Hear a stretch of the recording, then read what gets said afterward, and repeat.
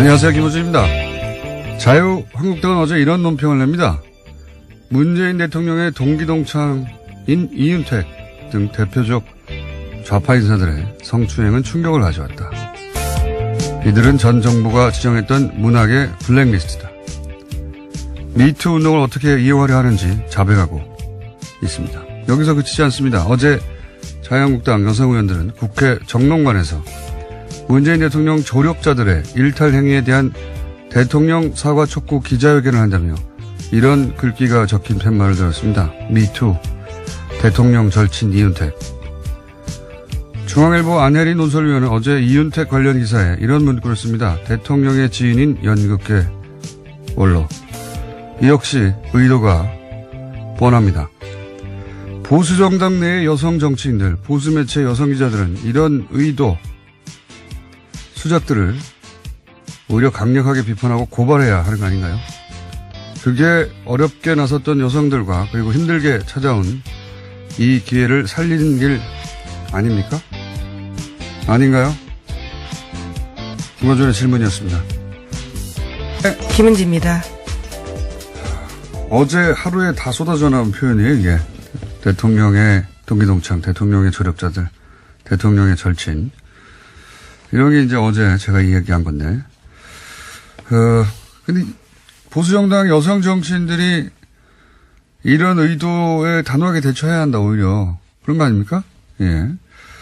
어제와 똑같은 이야기를 다시 한번 똑같이 반복하면 이게 진보 보수 문제가 아니라 이런 프레임을 깨야 한다. 안 그러면 본질은 사라지고 운동은 소멸되고 공장만 남는다. 자, 다시 한번 언급해 두고요. 그런 의도가 아주 여실히 드러난 어제 하루였고요. 첫 번째 뉴스는 뭡니까? 네, 이명박 정부의 청와대가 제2롯데월드 건설 시나리오를 만들었다라는 사실이 드러났습니다. 이제까지 의혹으로만 있었는데요. 그것이 문건으로 증명된 겁니다. 2008년 12월 15일 청와대 국방비서관실 보고서인데요. 제2롯데월드 건설 추진 관련 여론관리 방안이라는 제목입니다. 여기에는 3단계로 나눠 추진 계획이 담겨 있는데 청와대가 제2롯데월드 건설을 기획하고 허가하기 위해서 시간표를 제시하고 있습니다. 지난해 7월 달에 청와대 캐비넷에서 발견된 문건인데요. 현재는 국가기록원으로 이관돼 있습니다. 자, 이게 이제 처음 나온 거예요. 원래 이제 이명박 정부 시절에 제2롯데월드 관련해서 이거 이상하다는 얘기는 뭐 엄청나게 많았었죠. 그렇죠. 의혹은 정말 많았습니다. 10년 전부터 나온 건데, 근데 이 과정이, 예를 들어서 롯데가 그렇게 청탁을 하고, 정부가 혹은 뭐 군이 마지못해 협상 끝에 그걸 받아들여주고 이게 아니고 청와대가 이 과정 전체를 주도하고 기획하고 관리했다 하는 걸 드러내는 최초의 문건이죠. 최초의 문건. 네, 청와대 문건입니다. 공식 문건이기 때문에요. 사실 잡아떼기 쉽지 않은 상황입니다. 그 단계를 나눠서 또 했다는 것이고, 단계는 협의를 하고, 그 다음에 두 번째는 재심을 하도록 유도하고요. 예. 그러니까 재심을 요청을 하면 그럼 받아주겠다는 얘기가 그때 이미 다 됐다는 얘기죠. 예. 재심 요청은 이게 다 절차를 따른 거다 하는 것을 보여주는 제스처였을 뿐 실제로는 다 얘기가 됐다는 거고, 그리고 3단계가 이제 결정을 해 주는 거죠. 예. 이 단계 결정을 미리 다 정부가 청와대가 하고 있었다는 겁니다. 예, 각본처럼 다 써놨다라는 건데요. SBS 특종입니다. 이재정 의원실에서 네, 그렇습니다. 제공한 문건입니다, 이게. 네, 지난해 이재정 의원이 국가기록원에서 여러 가지 문건들에 대해서 필사해서 제보한 바가 있는데요. 그 연장선인 거죠. 이재정 의원실이 굉장히 큰 뭐랄까요, 원시적인 노력을 한 것이 가지고 사진도 못 찍게 하고, 예, 그렇죠. 예, 보기만 할 수 있거든요. 보기만 할 수 있는데 보면 기억이 정확하지 않잖아요. 그래서 보통 이제 메모를 해옵니다. 네, 허가받은 필사입니다. 예, 중요한 부분들 메모를 해와서 해결하는데 이재정 의원실에서는 처음부터 끝까지 다 받아 적은 거예요. 모조리. 정말 역사의 사료를 그대로 가져온 건데요. 그러니까 적을 수 있다는 점을 이용해가지고 모조리 다 필사를 해서 그런 다음에 그걸 다시 정리를 한 다음에 거기서 내용을 찾기 시작한 거예요. 예. 그 이재용 재판에서 나왔던 왕세자에게 승계자리 물려줘야 된다라는 것도요. 이재정 의원실에서 나온 문건이었습니다. 그러니까요. 이 문건들의 이거 뭐 예를 들어서 청와대 아니죠. 대통령 기록관에 있는 걸 유출한 거 아니냐. 네, 국가기록원에서 나온 공식 문건입니다. 공식 문건인데 거기 요건이 보기만 할 수 있는 걸 그냥 거기서 줄줄이 다 받아 적은 거예요. 계속 가가지고. 네. 네, 법적인 검토를 다 마치고요. 공식적으로 나온 거라고 합니다. 제가 들은 표현으로는 마침표 하나도 다 똑같이 불사했다고 굉장히 원시적인 노력이죠. 제가 보기에는 적어도 이렇게 국회에서 국회의원들이 공식적인 차원에서 방문했으면 최소한 그걸 내주진 못해도 이렇게 무식하게 하는 방법이 어디 있습니까? 그 문건 사본을 내주거나 필요에 따라 기록관에서 필요한 경우라 인정하면 그래야 된다고 생각이 드는데 여간 뭐 그런 규정이 없기 때문에 지금은 다 받아 적었다. 예. 그렇게 해서 나온 문건이고요. 중요한 거는 시나리오대로 그대로 됐어요. 예, 실제로. 네, 당시에도 굉장히 반발이 컸었는데요. 이에 대해서 시나리오대로 그대로 진행됐습니다. 아예 비공식 협의가 언론에 유출되면 억측 보도 등 파장이 있기 때문에 보안도 철저하게 하라라는 이야기도 있고요. 또 아주 오랫동안 논의한 것처럼 쓰여져 있는 내용도 있습니다. 그러니까요. 여기 시나리오대로 됐다는 것은 이런 1단계, 2단계, 3단계 청와대가 만든 문건대로 그대로 됐고 실제 재심 요청을 하니까 이루어졌고 그리고 건설을 하겠다고 하는 최종 결정은 6개월 후에 됐어요. 6개월 후에 됐는데 6개월 후에 이제 공군하고 우리 공군은 계속 반대해왔거든요. 근데 공군하고 이 롯데 물산 건물을 건축한 물산 측하고 합의서를 작성합니다. 예, 그런데 이 합의서 자체가 이미 1단계에서 다 협의해 놓은 거죠. 예. 그런데 네, 해당 문건을 보면 그렇습니다. 그러니까 6개월 전에 다 합의해 놓고, 예, 이게 이제, 6개월 이후에야 이 합의서가 만약에 이런 사전 기획 없이 됐다면 나오는 게 정상이잖아요. 그러니까 6개월 전에 만든 합의 내용을 문서로 만드는 겁니다. 왜냐면은 이게 미리 나오면 안 되니까. 결과물은 이런 합의를 거친 끝에 나온 거라고 알리바이를 만든 거죠. 예. 그리고 뭐 그런 내용도 있어요. 이게 이제 유출되면 파장이 예상되므로 보안을 철저히 해라. 자기들이 나쁜 짓을 하고 있다는 걸 알고 있었던 거죠. 예. 네, 결국 10년 후에 누출됐습니다. 10년 후에, 예. 한 국회의원이 열심히 다 받아 적어가지고, 처음에 이렇게 막 받아 적을 때는 뭐가 뭔지 모르고 다 받아 적는 거예요. 그리고 나중에 이제 그걸 정리하는 과정에서 다시 차근차근 재검토하다가 이 내용이 나온 것이고, 제가 알기로는 이 외에 어제 SBS 보도된 내용 말고도, 예, 연속으로 며칠 거리가, 예, 있다고 합니다. 예, 오늘도 아마 SBS에서 이런 관련 보도를 단독으로 내지 않겠나. 예. 여기서 저는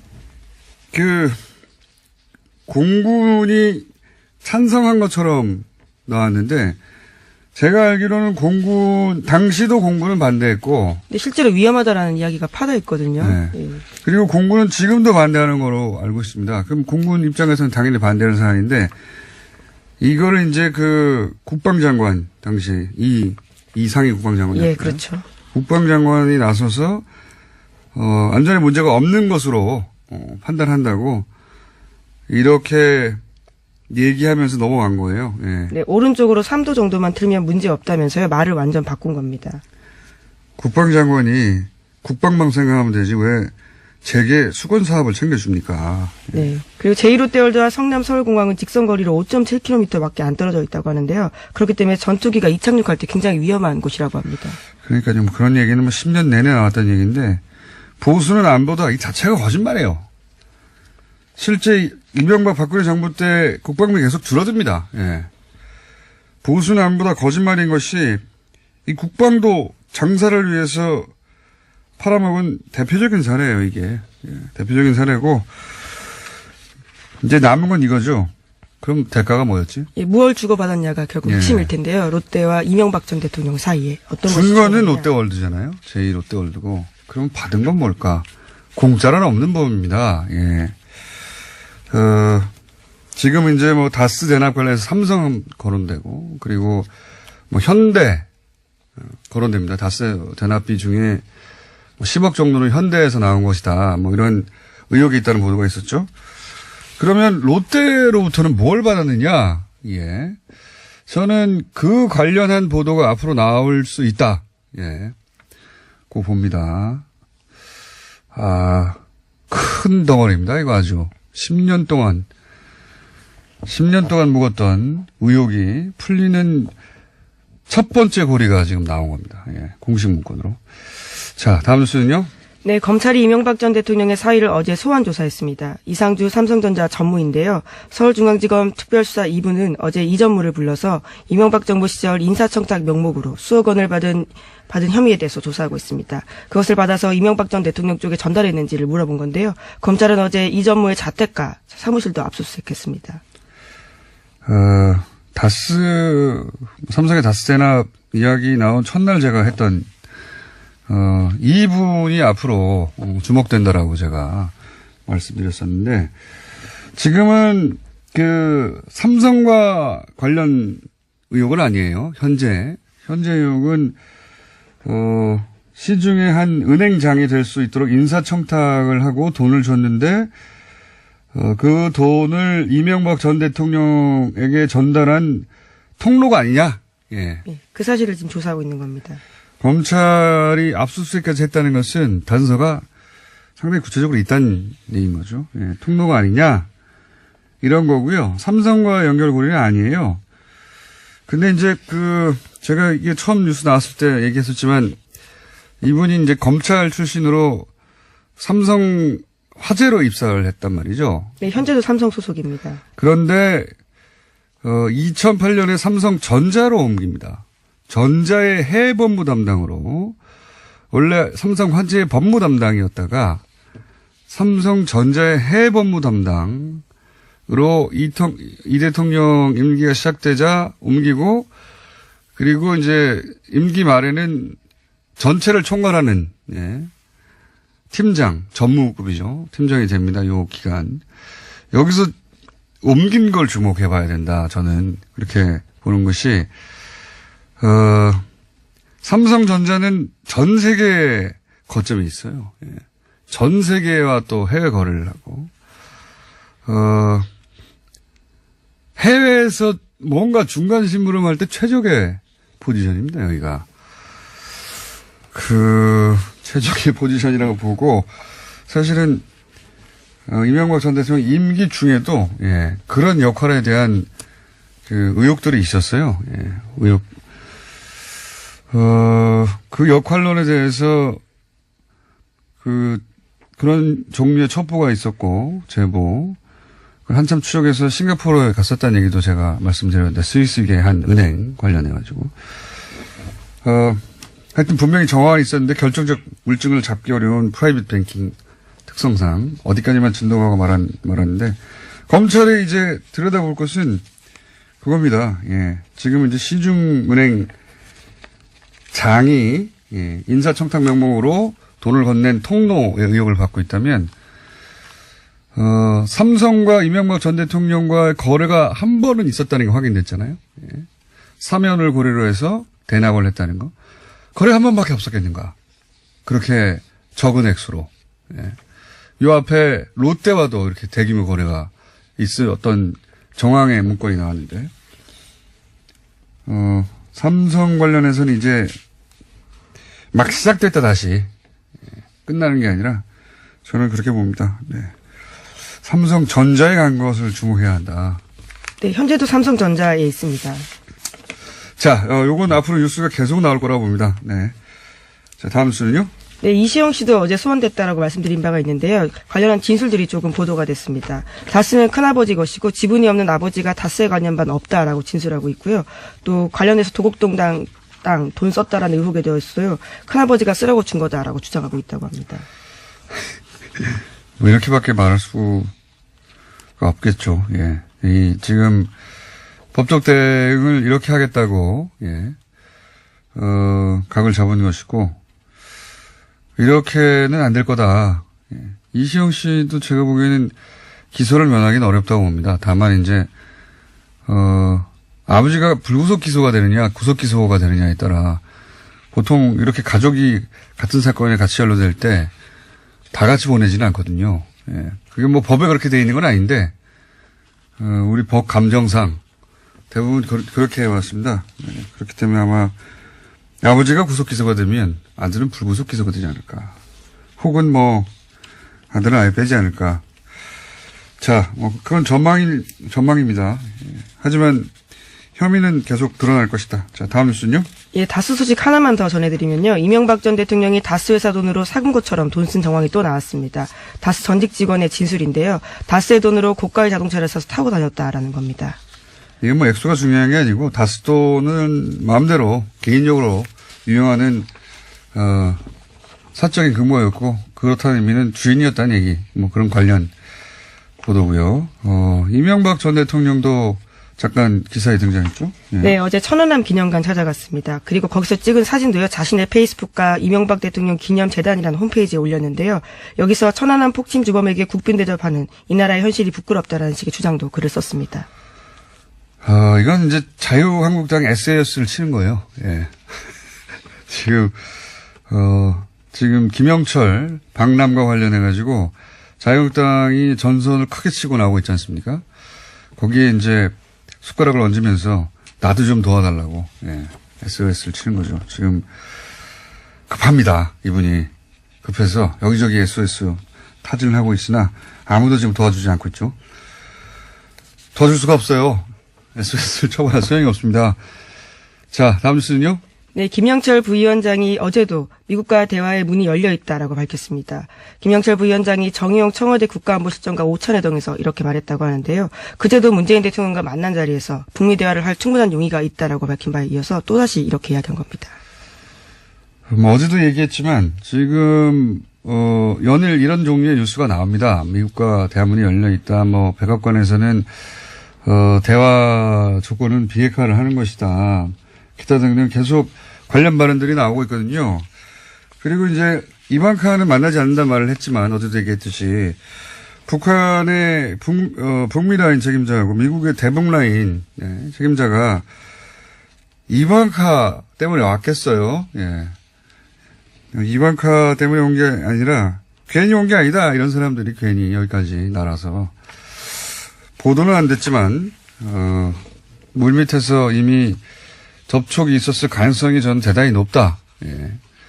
인정하지 않겠죠, 양쪽 모두. 네, 현재 동선도 공개되고 있지 않기 때문에요. 예. 인정하지는 않겠지만 그 사람들이 날아온 이유 그리고 뭐 그 김영철과 함께 내려온 이유가 당연히 있겠. 폐막식 보러 왔겠습니까? 그 사람들이. 그럼 이방카는 왜 왔냐? 그 트럼프는 딸 이방카를 해외 정상들과의 만남 자리가 있으면 적극적으로 같이 동행합니다. 자기 대신 실제로 보내서 외교적 결례를 만들어낸 케이스도 있어요, 유럽에서. 이게 이제 이방카 대통령 만들기 프로젝트예요, 이건. 네, 파이어 앤 퓨리라는 책에도 그런 내용들이 나와 있는데요. 네. 이방카 본인이, 자신이 미국 최초의 여성 대통령이 되겠다고 공공연하게 말했고, 아버지는 그걸 적극적으로 밀어주고 있는 중입니다. 웃기는 짓이에요. 실제로. 그냥 딸이라는 이유로 다른 나라 대통령이나 총리를 만나는 자리에 막 보내는 거예요. 딸이라는 이유로. 그냥 딸일 뿐이거든요. 그 외에 아무런 전문적인 영역이 없어요. 거기 있어야 할. 그 딸이라는 이유로 준 대통령급으로 여기저기 보냅니다. 진짜 웃기는 짓입니다, 이거. 자, 시간상 국내 정치 중에 이거 있습니다. 민주평화당과 정의당의 교섭단체. 네, 구성을 제안한다라는 건데요. 민주평화당이 원내 영향력 확대를 위해서 정의당과 공동교섭단체 구성을 추진하기로 의견을 모았다라고 합니다. 이거 굉장히 흥미로운, 물론 뭐 합의가 된 건 아닙니다. 민주평화당 쪽에서 이렇게 하면 좋지 않겠는가라는 제안이 있는 수준인 것 같고요. 공식적으로 정의당에 제안을 했다 안 했다도 아직 모르겠습니다.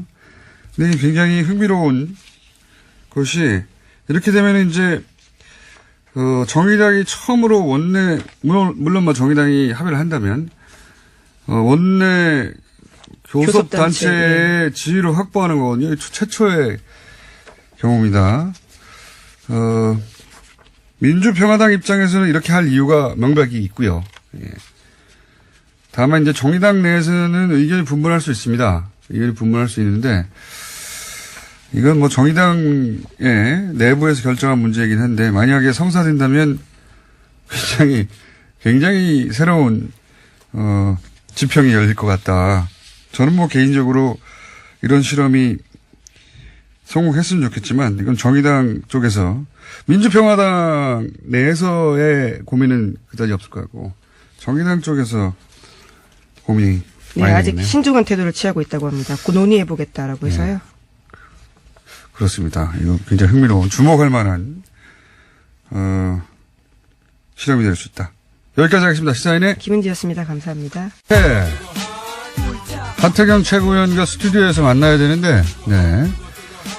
이분이 바쁘시다고 해가지고 전화 연결로. 왜 바쁘신지 전화로 여쭤보겠습니다. 안녕하십니까? 예, 하태경입니다. 지금 어디십니까? 사실은, 어제 새벽 4시까지 법안 심사를 했습니다. 법안 신청하는 원래 예. 그냥 본인의 임무 아닙니까? 예, 그건 새벽 4시까지 하고 지금 한 2시간 자고 지금 일어났습니다. 예. 아니, 그럼 늦잠 자서 안 넣으신 거예요? 늦잠이 아니고, 이제 또, 아니, 오늘 대구의 네. 최고위원 때문에 거기를 가야 하기 때문에 시간대도 옮기고 어차피 KTX도 타야 해서 KTX 탄 이유는 안 되니까 지금 시간대로 이렇게 된 거 아니겠습니까? 원래는, 어제 이제 대전 내려가서, 대전에서 이제 오전에 하고 KTX 타고 내려가기로 했는데, 이 시간에 서울에서 이제 KTX를 타야 돼서 새벽 4시에까지 해가지고, 그럼 이제 기차 안에서 인터뷰를 해야 돼요. 어쨌든 그건 맞군요. 예. 예, 예. 대구에서 최고위를 하시는 이유는 뭡니까?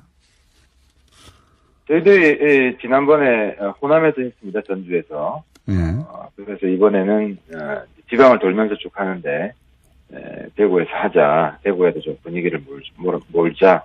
이런 의미가 있습니다. 그렇군요. 지금 잠이 안 깨신 것 같아요. 예. 혀도 아닙니다. 뭐 조금 컨디션이 좋지는 않습니다. 혀도 느슨하시고 예. 발음에 텐션이 느껴지지 않습니다. 평상시하고 다르게. 자, 그러면 이 자유한국당 바른미래당 입장에서 가장 강력하게 청산을 외치는 자유한국당이 통일대교 점거 농성하고 어제 또 청계광장에서 규탄대회도 했습니다. 김영철 박람회에 대해서 이 자유한국당의 점거 농성에 이은 규탄대회는 어떻게 보십니까? 그러니까 바른미래당과 자유한국당이 뭐가 다르냐 네. 여러분들이 여쭤보시는데 바로 그거죠. 예. 이렇게 보시면 됩니다. 그러니까 김영철이 과거에 판문점에서 군사회담했던 것은 지지를 했습니다. 예. 즉 김영철이 남북 대화 예. 정치 군사회담의 파트너로서는 인정을 했다는 겁니다. 인정을 한다는 것입니다. 예. 근데 이번에 이제 두 가지 성격이 있죠. 회담의 주체로서의 성격이 있고 또 하나는 폐막식 평화올림픽 대표단 단장으로 오는 네. 두 가지 면이 있는데 이제 바른미래당은 대화의 파트너로서는 네. 반대하지 않는다. 성과를 내라. 비핵화 물꼬를 터라. 이런 입장인 겁니다. 이게 이제 한국당하고 다르고 한국당은 아예 전체를 부정하는데. 아예 대화의 파트너로서도 인정하지 않는다. 그러니까 저희들은 평화올림픽에 무슨 편안한 책임자가 단장으로 오느냐 부적절하다. 이 점을 지적했던 것이고. 그러면은 올림픽에 예를 들어 폐막식에 참석하는 건 안 되고 다만 대화의 파트너 자격으로는 인정한다. 이 정도인가요? 예, 그렇습니다. 대화의 파트너로서는 뭐 적국의 수장이라도 인정을 해야 되죠. 그런데 이제 바른미래당 입장은 알겠습니다. 충분히 알겠는데 이게 이제 자유한국당이는 대규모 퍼포먼스를 하면 그게 차별점이 드러날 기회가 없이 다 묻히는 거 아닌가요? 여보세요? 자유한국당은 자기들의 지지자들한테서는 좀 박수를 받을 것입니다. 하지만 어쨌든 남북의 대화의 진전을 바라는 국민들이 훨씬 더 많기 때문에 그런 국민들한테는 이번에 실망감도 크게 안겨줬을 것 같고요. 또 민주당은 평화올림픽인데 천안함 주범이 아니라고 막 비호하고 면죄부를 주고 이런 점에 있어서 또 많은 국민들이 실망을 했을 거라고 생각합니다. 이렇게 제 말은 뭐냐면 지금 자유한국당의 와의 경쟁에서 사실은 그 지방선거에서도 승리해야 되는데 자유한국당이 이렇게 색깔론을 강화해서 뭐 대규모 퍼포먼스를 하면 언론의 주목도는 확 올라가고 바른미래당의 입지는 계속 줄어들 거 아니냐. 바른미래당 입장에서 이 상황을 어떻게 타개할 거냐 이런 질문입니다. 그러니까 존재감이 없다는 비판은 저희들이 다르게 받아야 된다고 보는데 예. 바른미래당이 태극기 불의 지지를 얻기 위해서 노력하는 정당은 아니기 때문에 중도에 있는 사람은 저희들처럼 합리적으로 본다고 생각을 하고요. 또 뭐 지지율을 좀 올리려고 완전히 지금 자유한국당이 아니라 자유가출당 아니니까 국회를 내팽개치고 장외로 가 있는데 뭐 그럴 수는 없는 거라고 생각합니다. 그게 이제 표현하신 대로 중도에 있는 분들 다 이해하고 알아줬으면 좋겠는데 근데 실제 현재 드러나는 지지율은 점점 떨어지고 있어요. 이거 어떻게 합니까 이거? 20%가 저희들이 네. 책임감 저도 무겁게 느끼고 있고요. 네. 근데 이제 지지율은 좀 예상했던 부분도 있습니다. 물론 뭐 이게 100%는 아니지만 결정적인 부분은 과거에 이제 안철수 신당에서 국민의당 이름 바꿨을 때도 이제 16년에 그 일종의 듣보잡 이름이죠. 새로 나온 이름이. 그래서 안철수 신당 할 때 21% 나오던 게 국민의당 바꾼 직후에 거의 절반으로 떨어진 적이 있습니다. 그리고 저희들이 당명 만들 때도 이런 우려를 이야기했고 그래서 뭐 꾸준히 올라갈 거라고 생각합니다. 당명 다시 크다. 예. 그게 가장 큽니다. 물론 다른 이유도 있습니다. 지금 그 색깔론 때문에 양극화된 이런 면도 조금은 있는데 가장 큰 건 이름 다시 크다고. 뭐 어쨌든 이름 탓도 있겠죠. 있긴 있겠는데 결국은 이제 이렇게 바른정당 혼자 있을 때 수준으로 점점 지지율이 수렴하고 있고 호남에서의 지지율은 국민의당 때 누리던 지지율에 훨씬 못 미치고 이렇게 마이너스가 되면 이유가 뭐든 간에 바른미래당의 창단의 명분이 약해지고 지방선거에서 사람이 모이겠는가, 출마자 후보들은 모을 수 있겠는가. 뭐 그런 바른정당 지지율 수준으로 딱 지금 나오고 있습니다. 바른미래당, 바른정당. 그래서 저희들이 아무튼 이 부분은 최대한 빨리 노력을 해서 지지율을 회복하는 게 지금 지상 과제입니다. 깔끔하게 지금. 그러면 오늘 컨디션도 그러시고 하니까 단답형으로 몇 개 묻고 또 가셔야 한다니까 몇 개만 짧게 여쭤보겠습니다. 안철수 전 대표가 서울시장 나옵니까? 안 시장님은 저는 출마한다고 생각을 합니다.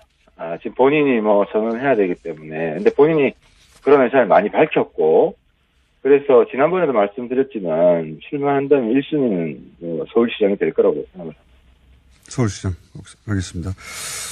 그리고 이현주 의원이 안 보여서 제가 한번 이상돈 의원과 인터뷰 때 물어본 적이 있는데, 이게 통합 과정에서 주도적 역할을 한 걸로, 하태경 의원과 파트너가 되어서, 이현주 의원이 요새 안 봅니까? 제가 주도적 역할을 한 건 아니고요. 네. 파트너로서 이제 우리 정운천 의원, 그 부분은 또 정확히 평가를 해야 되기 때문에. 정운천 의원이 주도적인 역할을 했고, 이현주 의원은 그 물밑에서 의정 활동 굉장히 열심히 하고 있습니다. 또 아름다운 모습이죠. 통합에 자기가 주도를 했지만, 보직을 맡지 않았음에도 불구하고. 보직을 본인이 원하지 않은 겁니까? 아니면 보직을 주지 않은 겁니까? 과거의 보직을 거의 승계하는 이런 방식으로 했기 때문에. 알겠습니다. 주지 않은 거군요. 그런 과정이 됐습니다. 자, 오늘 인터뷰는 이 정도로 하는 게 맞겠고요. 다음 주에 직접 나오셔서, 그동안의 자세한 얘기 듣겠습니다. 오늘 말씀 감사합니다. 예, 감사합니다. 바른미래당 하태경 최고위원이었습니다. 저는 한국 GM 이야기 좀 하겠습니다. 네. GM 관련한 뉴스들이 계속 나오고 있습니다. 한쪽에서는 먹튀, 또 한쪽에서는 실사 이야기, 그리고 또 한쪽에서는 협상 중이라는 얘기 계속 나오고 있는데, 현재 어떻게 되어가는지, 더불어민주당 정책위 수석 부의장 홍익표 의원 나오셨습니다. 안녕하십니까? 네, 안녕하세요. 홍익표입니다. 반갑습니다.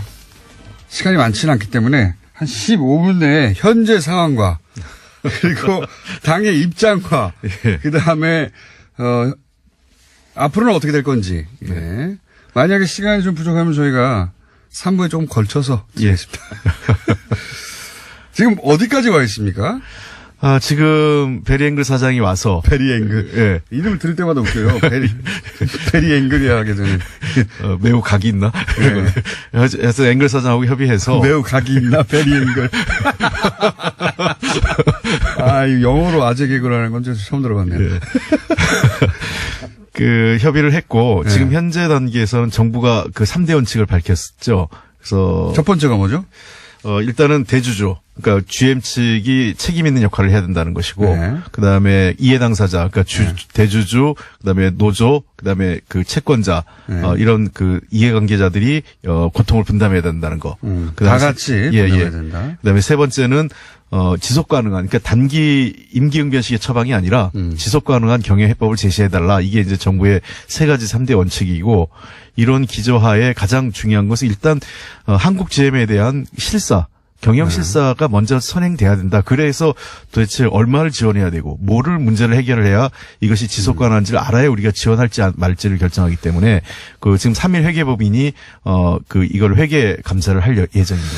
정부 입장은 알겠습니다. 정부 입장은 알겠는데 그동안 사실 GM이 이대주주인 산업은행 측의 실사 요구라든가 혹은 뭐 각종 자료 공개 요청을 무시해왔잖아요. 지속적으로 무시했죠. 네. 몇 년에 걸쳐서요.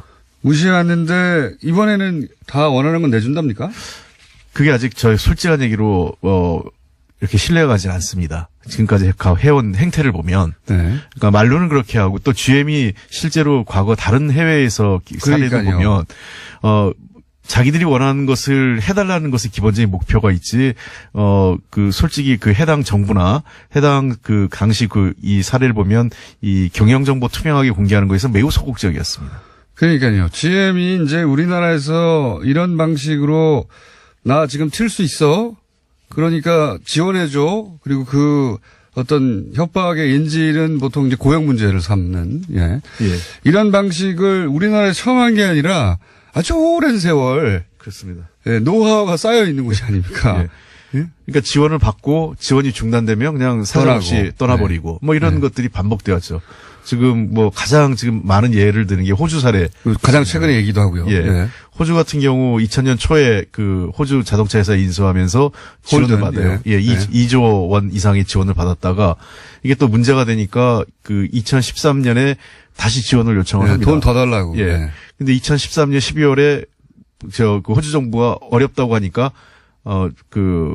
철수 결정을 하고 2017년에 완전히 셧다운을 해버린 겁니다. 그러니까 그때도 제가 알기로는 호주 정부가 돈을 달라, 좀 지원해달라, 우리도 투자하겠다 예. 했지만 실제로는 호주 정부만 투자를 했고 GM은 투자를 하지 않고 있다가 호주 정부가 더 이상 야 니네 왜 거기 투자 안 해 그러니까 그래서 이제 지원을 끊어버리니까 그럼 우리 갈래 하고 가버렸거든요. 예. 실제로 지금도 뭐라고 얘기하냐면 자기들이 좀 투자를 하겠다고 하는데 네. 2조 원 이상을. 네. 근데 그 2조 한 5천억, 7천억인가 정도 되는데 투자하겠다는 내용을 자세히 살펴보면 기존의 그 어떤 그 채권 있지 않습니까? 본사가 가지고 있는 채권을 출자 전환하겠다. 그러니까 이런 이제 형태죠. 한국 GM이 본사에 안고 있던 부채를 예. 투자로 출자로 전환하겠다는 얘기는 자기들은 현금을 한 푼도 안 내고 그렇습니다. 게다가 이 빚은 한국 GM이 지지도 않아서도 됐던 빚을 그 본사가 만들어서 진 빚의 성격이 강하잖아요. 지금 몇 가지 문제가 있는 게 그 운영비 형태로 본사에 예. 그 준 비용이 있고요. 5천억 매년 한 정도씩. 700억 이상 갔고요. 이때까지 그래서 5천억 정도 됐다고 예. 하더라고요. 그다음에 두 번째 비용은 보통 지금 우리 현대자동차가 금리가 한 2% 안팎이거든요. 예. 근데 그 한국 GM이 본사 GM에게 하는 금리 비용이 한 5%쯤 됩니다. 그게 고리대금업자 아닙니까?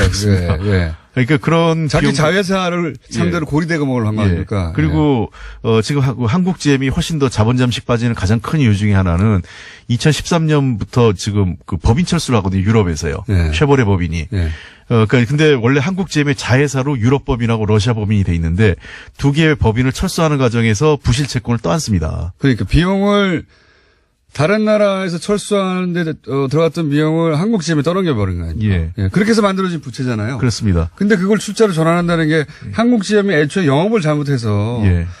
빚을 쌓아놓고 있었던 모르겠는데 그 본사에 부담을 주는. 그렇습니다. 그게 아니라 본사가 한국 GM에다가 막 떠넘긴 빚을 지금 그거 우리 출자로 전환할게 이게 말이 됩니까? 그러니까 이제 자기들은 기존 비용을 출자로 전환하면서 우리 한국 그 정부의 지원을 받아서 이제 신규 투자가 들어가게 되는 이런 형태는 안 된다. 그래서 저희는 그 기본적으로 GM이 실제로 투자를 해야 된다는 거고 현 단계에서 기존 채권을 출자로 전환하는 것은 동의할 수 없다고 하는 겁니다. 거기서 선을 그었군요. 예. 예. 현재로서는 그렇다는 겁니다.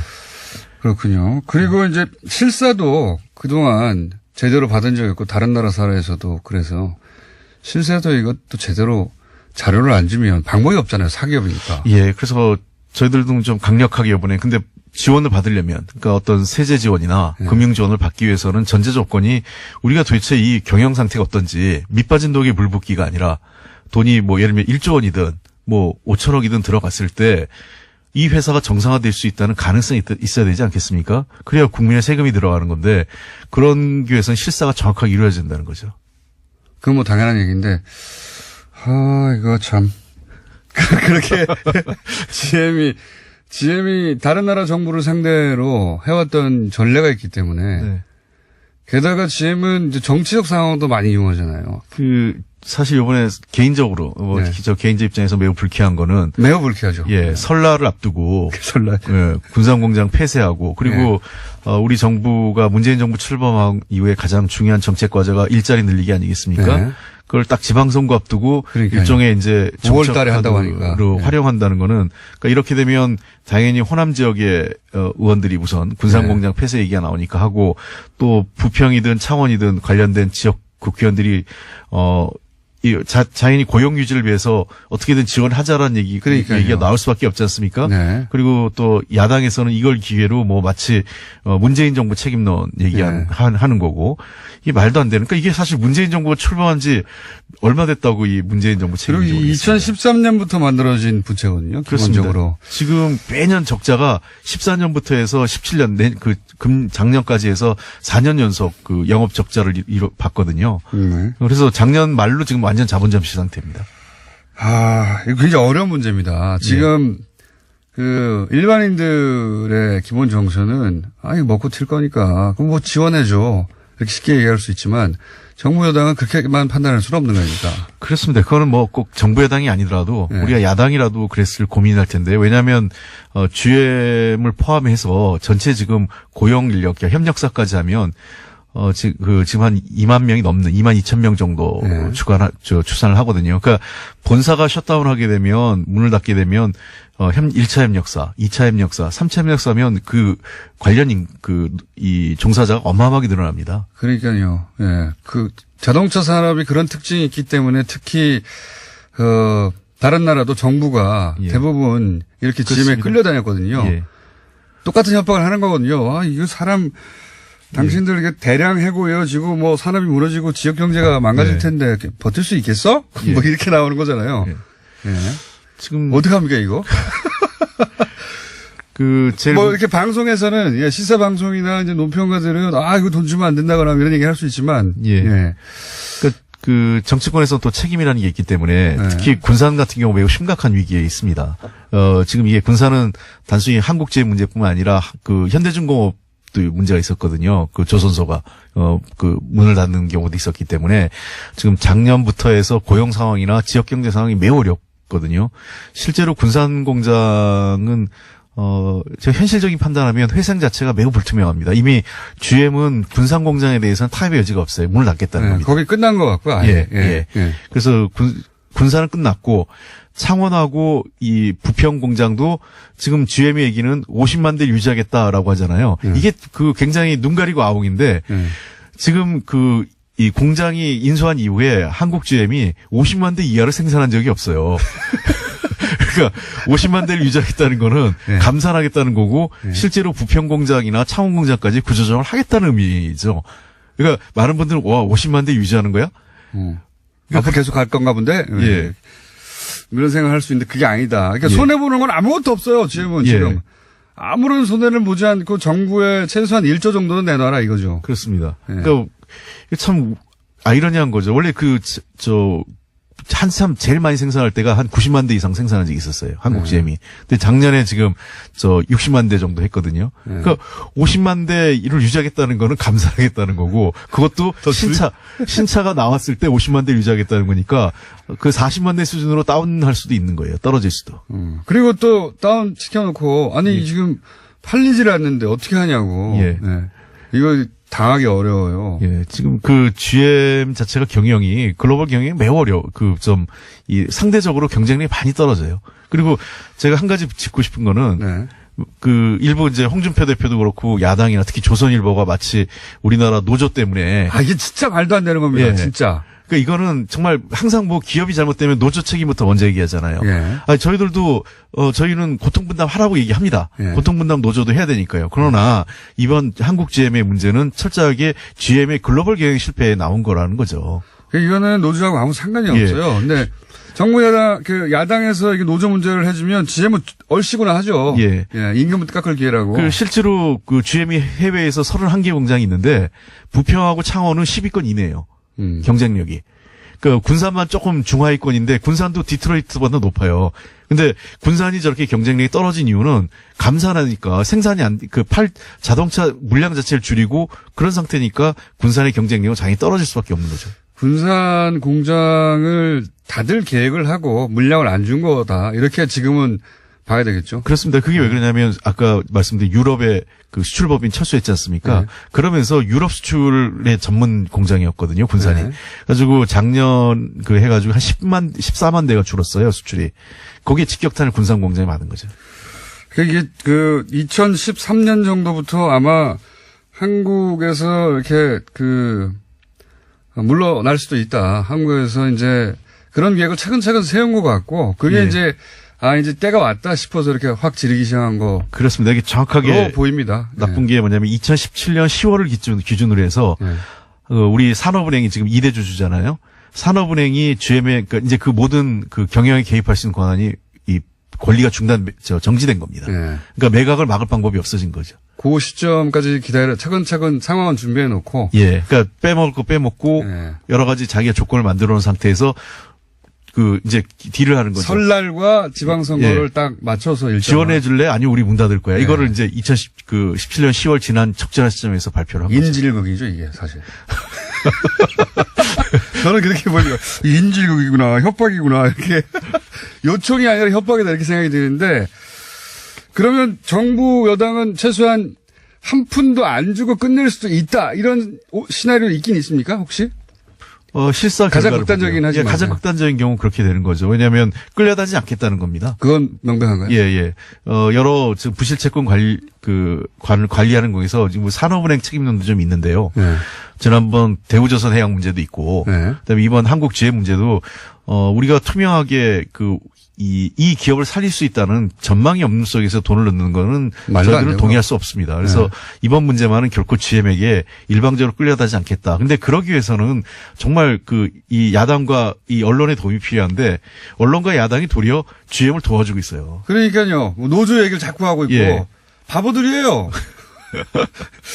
자, 오늘 기본 입장은 여기까지 들어보고요.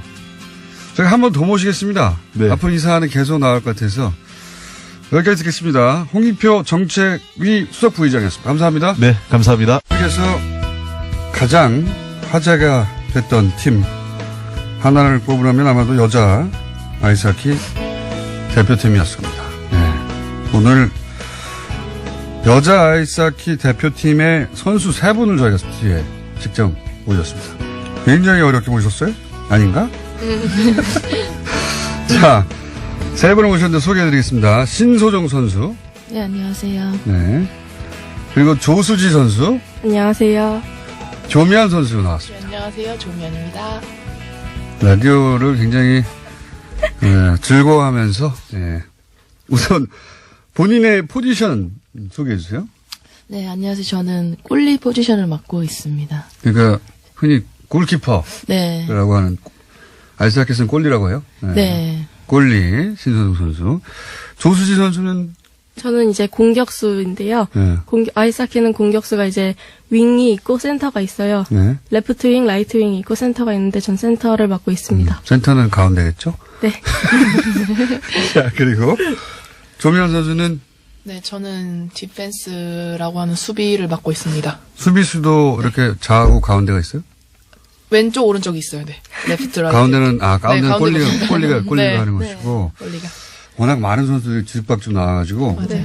구분하기 힘들어요. 그리고 가만히 서 있는 경우가 없잖아요. 그렇죠. 아이스하키는 계속 바뀌고 선수도. 네.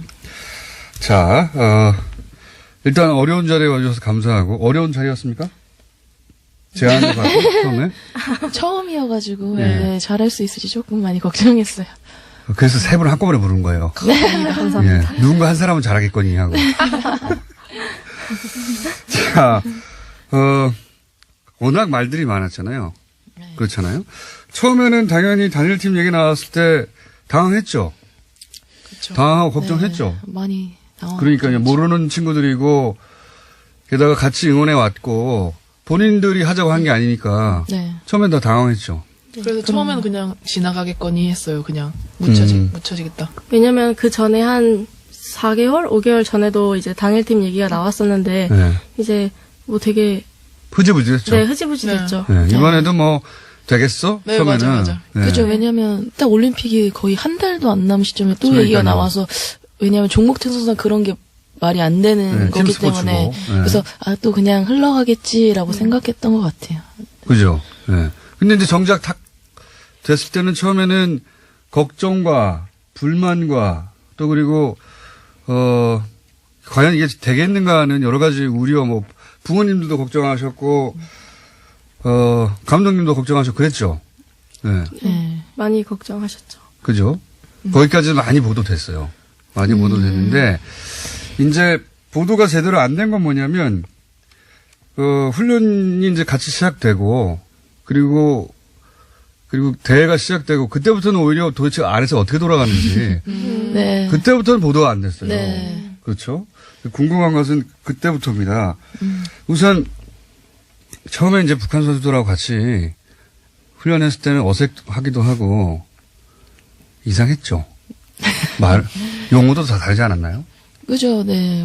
뭐 저희 같은 경우 외래어를 많이 사용하고 있고 그 친구들은 거의 순수 뭐라 그러죠? 우리말이라 그래야 되나요? 조선말이라 그래야 되나요? 그렇죠. 네, 그걸 사용하고 있었기 때문에 조금 의사소통에서도 많이 어려움이 처음에. 있었던 것 같아요. 예를 들어서 다른 용어를 좀 설명해 주세요. 어떻게 다릅니다. 여기는 네. 우리는 이제 뭐 기본적으로 이게 서양에서 시작된 스포츠니까 네. 그 용어를 그냥 받아들여서 사용하는데 네.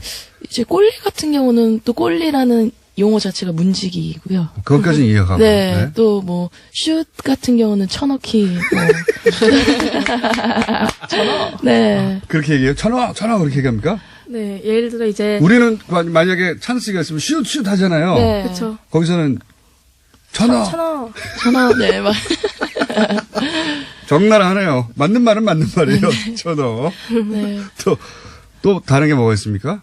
제일 생소했던 건 이제 패스라는 말을 많이 패스. 쓰잖아요. 네. 저희는 그냥 무조건 당연히 패스인데 그 친구들은 이제 패스를 아예 몰라요. 그러니까 연락이라는 연락. 네, 연락하라고 이런 식으로. 네. 우리는 연락은 전화로 연락하거나 네. 그런 건데 연락 그래요? 네. 이게 그러면 머리 감독은 우리말을 모르죠. 네. 거의 모르는 거. 그렇죠? 그럼 머리 감독은 영어로 사용하죠. 네. 그럼 머리 감독이 뭐라고 하면 우리 선수들이 그걸 알아듣고 다시 북한 선수들한테 이거 천으란 말이야 이렇게 설명해 줍니까? 네. 네. 또 수지 친구가 네. 거의 저희 팀에서 통역을 맡고 있어가지고요. 네. 네. 수지 친구가 많이 중간에서 이렇게 매개 역할을 많이 조수진 해준 것 같아요. 선수는 영어를 왜 잘하죠? 제가 캐나다에서 이제 고등학교를 나왔기 때문에 네. 네. 고등학교만 나온 거예요? 아니면 네, 고등학교만 다녔어요. 거기서도 그 학기를 했어요? 네, 하키를 그때까지는 이제 취미 생활로 했습니다. 그래서 이제 영어가 가능하기 때문에 감독하고 사이에서 그럼 아예 우리말을 못하는 기아 선수도 있습니까 혹시 제대로? 네. 이 그룹이 복잡하네요.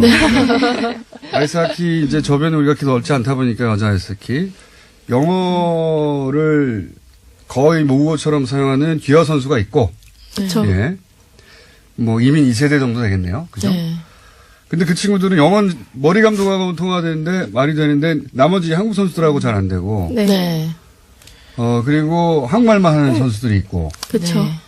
그리고 북한을 생각하는 선수들이 있고, 이게 굉장히 어려웠겠네. 그런데 그 중에서 그 조수희 선수가 어쨌든 양쪽 다 하고, 네. 그러면 통역을 한 두세 단계를 거쳐야 되겠네요.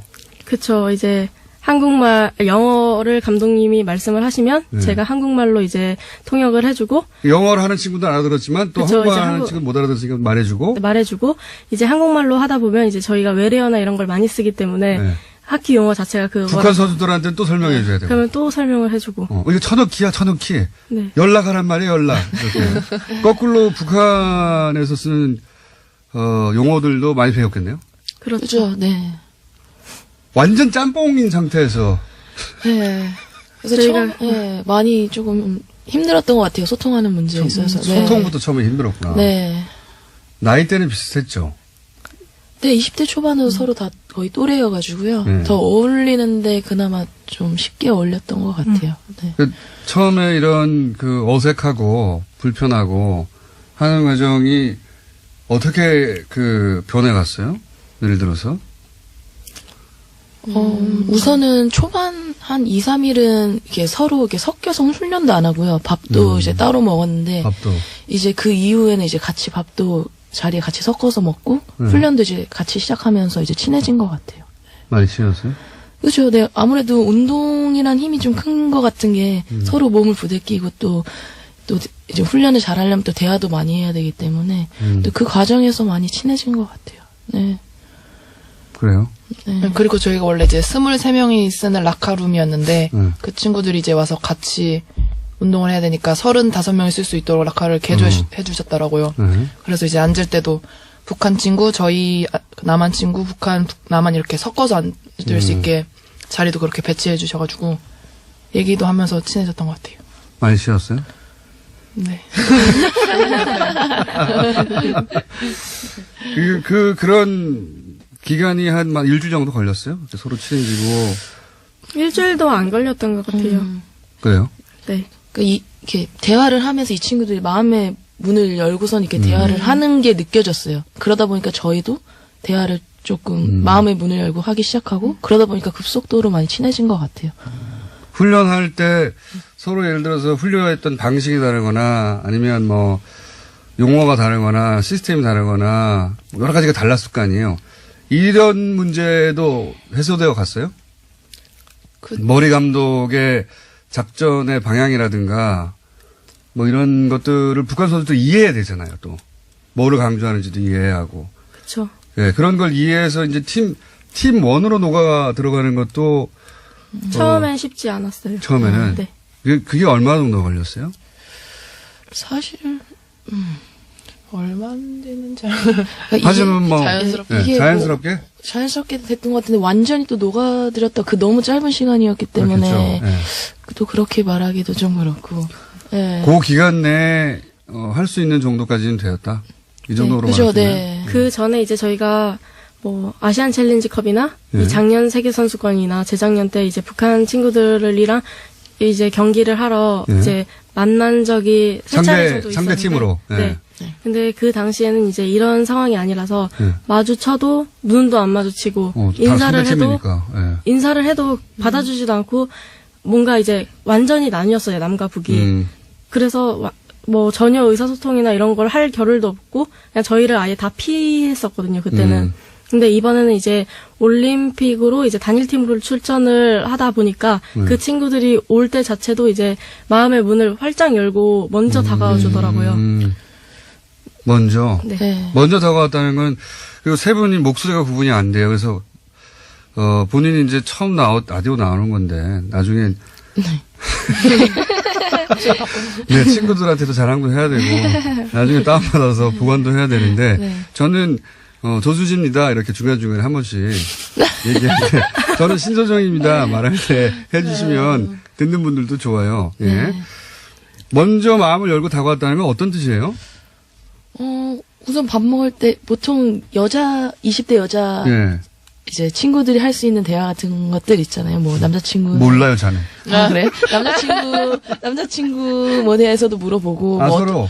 뭐 어떻게 해서 하는지도 물어보고 그런 소소한 대화도 많이 했던 것 같고요. 그리고 저는 좀 훈련할 때 놀랬던 게 저 같은 경우에 꼴리다 보니까 네.